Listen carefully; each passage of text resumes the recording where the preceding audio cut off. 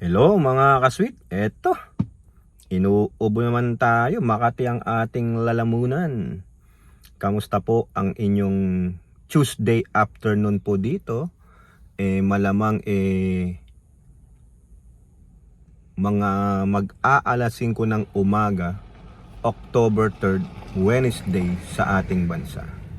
So far, 15 hours ahead po ang ating bansang Pilipinas dito po sa Northern America. No, mostly dito sa West Coast, no. Pag sinabi nyo pong West Coast, yung mga states tulad ng California, Oregon, Washington States, no, Las Vegas, mga ganon, no, doon sa West. Kasi ang Colorado po, mountain hours yan eh. Correct me if I'm wrong, no? Tapos meron kayong Central Time, 2 hours ang ahead nila sa amin. Yung mga Montana, Oklahoma, Nebraska, Wisconsin, mga ganun po. Tapos meron po kayong tinatawag na East Coast, yung mga New York, Pennsylvania, no, District of Columbia kung nasaan yung capital o yung capital na Washington DC. Yan, Washington DC kasi District of Columbia yung state. No, Florida. Ano pa ba? Marami po eh. Rhode Island. Yan. Kaya kami dito, maga sa inyo, hapon sa amin, patulog kami, gising kayo. O, kamusta naman po hanggang ngayon? Good weather pa rin, mga nasa 90s lang po ang weather ngayon, mag-aalas 2, one of the hottest time of the day, between 2 to 3 p.m.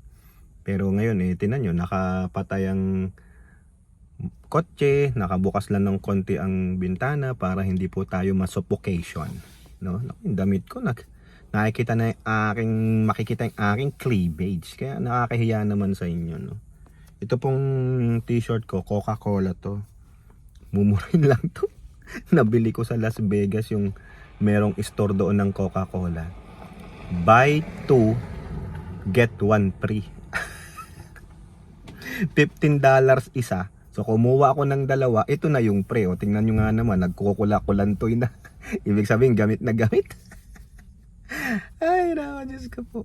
No, may pasensya naman po kayo. Ganito lang tayo ka-poor. No, hindi naman tayo viral sa YouTube, kaya tiyaga lang po, no. 'Di ba, Lolo Mar, hindi tulad ni Lolo Mar and Marcy, sikat na, no. Mag-asawa na 'yan, no. Nakakuha sila ng magandang content, which is very good, no. Congratulations. Congratulations. Sino bang kumanta noon? Yano. 'Di ba, Lolo Mar, no? Painggan mo na yung mga alternative pop rock natin na Pinoy. Gaganding, no. Diba? Ngayon naman ang mga naisipan kong awitin, no, yung mga Christian song, yung mga kasama naman nating mga Christian diyan, no.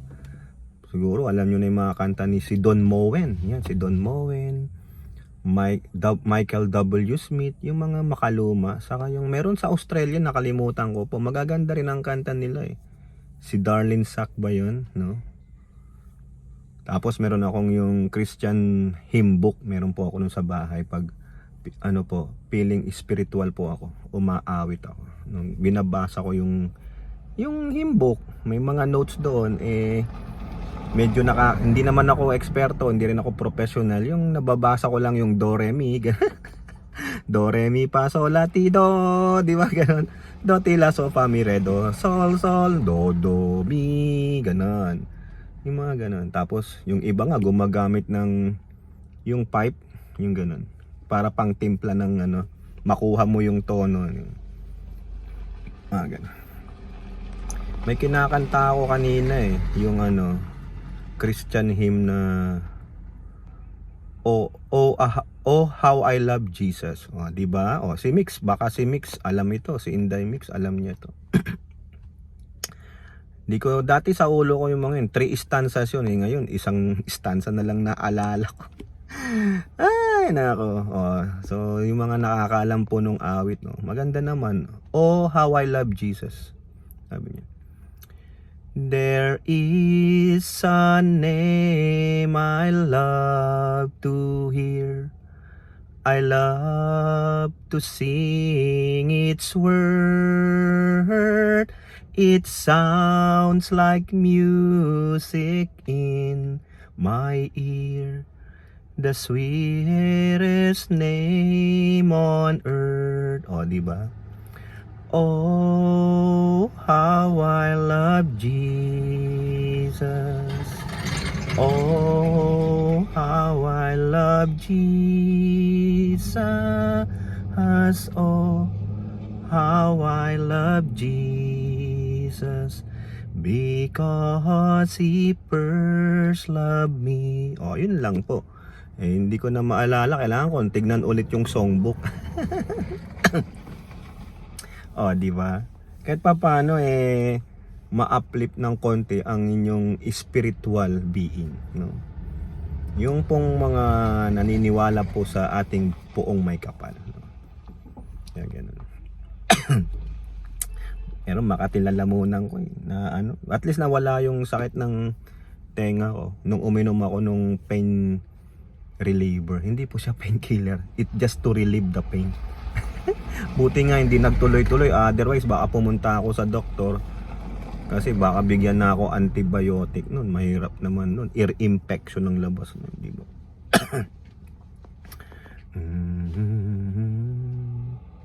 Oh, yung kanta ng How Great Thou Art, no, di ba? Oh Lord my God, when I know some wonder,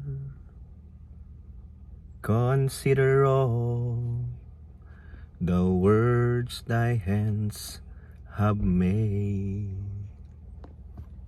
I see the stars, I hear the rolling thunder. Mabagal lang, no? Kasi kung babasahin nyo yung notes, mabagal talaga siya. Ano bang beat nun? Die far throughout, pwede naman bilisan. The universe display. Then since my soul, my Savior God to thee. Oh, pero parang hindi mo mapil pag sobrang bilis di ba? Kailangan mabagal. How great thou art.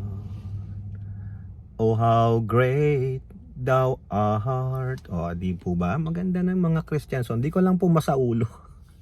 Hindi ko na pag wala kang intention awitin, bila ka mapapaawit, mabuo mo yun.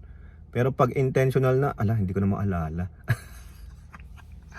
Di ba? Oh, ganun po talaga Masarap umawit maski na wala kang boses, awit ka lang ng awit, pakialam ba naman yun?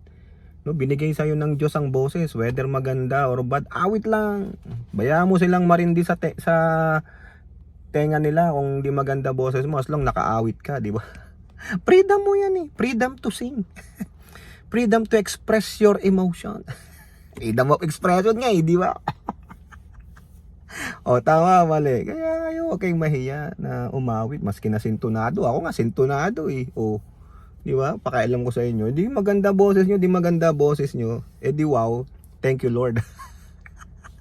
Thank you, Lord din. At least, ako'y nakakaawit. Di ba? Pasalamat nga tayo'y nakakaawit. Hindi tulad nung alam nyo na, yung sinasabi ko, yung hindi naman sa pagmamababa, pag-aalipusta, yung mga pipi. O, di ba? Gusto man lang umawit, wala silang chance kasi hindi sila kawawa naman sila. O, di po ba? Tama, mali. O, din nag-iisip pa ako ng kakantahin na yung kay Don Moen, yung Thank You Lord. I come before you today, and there's just one thing that I like to say.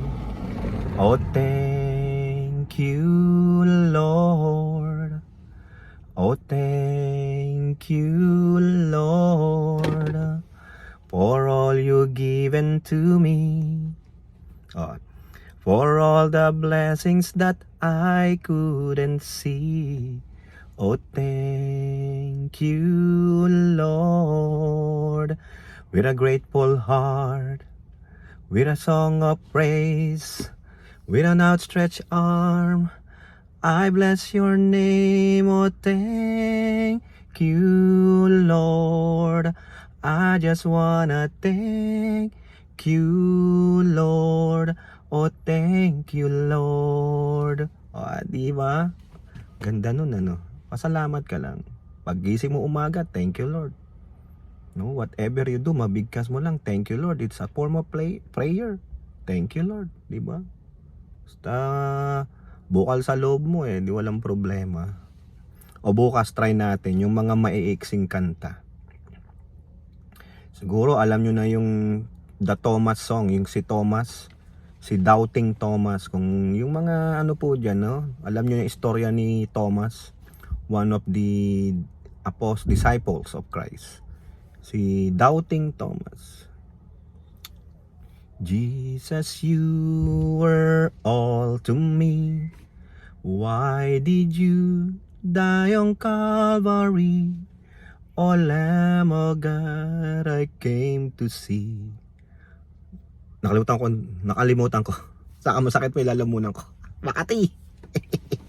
O bukas try natin yun. Babasahin ko muna, titignan ko yung yung buong lyrics para maganda ang message nun, maganda ang message niya. No? Hindi man ako yung mga sinasabi niyong Christmas song, hindi man ako naaawit. Pasensya naman po, no. Pero isa sa mga yung Holy Night, even though inaawit nyo lang yan during Christmas song, it is a Christian song, di ba? Ganda yun. Pati yung Silent Night, one of the Christian songs. Pero inaawit lang tuwing December holiday, di ba? Parang naging pagmamay-ari na ng yung occasion na yon. So, ganun talaga. Oh, holy night, the stars are brightly shining. It is the night of our dear Savior's birth. Long lay the world, and sin and error finding, till he appear and the soul. Hindi ko na maalala. Nakalimutan ko na naman. O yan, siya po. Sige, ayusin natin. Sabi nyo, intro voice ka naman, kuya malay nyo, maging member nga ako ng intro voice. Puro intro. O siya, bye-bye na po, no? Kita-kita ulit tayo. Hopefully, God willing, tomorrow, no? Bye-bye. God bless.